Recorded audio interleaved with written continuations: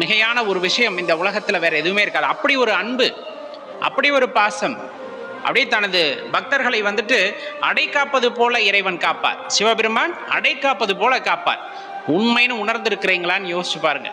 பல தருணங்களிலே நம்மளுக்கு இந்த உண்மையானது புரிய வந்திருக்கும். அவ்வாறு உணர்ந்தவர்களில் நீங்களும் ஒருவர் என்றால் கண்டிப்பாக அந்த அந்த ஒரு அனுபவத்தை மற்றவர்கள் பெற வேண்டும் என்று நினைத்தால் மற்றவர்களுக்கும் வழிகாட்டுங்கள். சிவபெருமான் மீது உண்மையான அன்பு செலுத்துவது எப்படி என்பதை மற்றவர்களுக்கும் கற்றுக் கொடுங்கள். பேசும்போது சொல்லிக் கொடுங்க.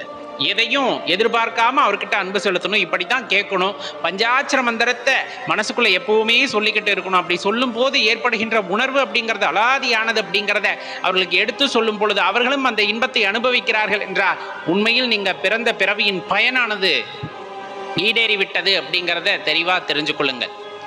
யாம் பெற்ற இன்பம் பெருகை வையகம் அப்படின்னு சொல்ற மாதிரி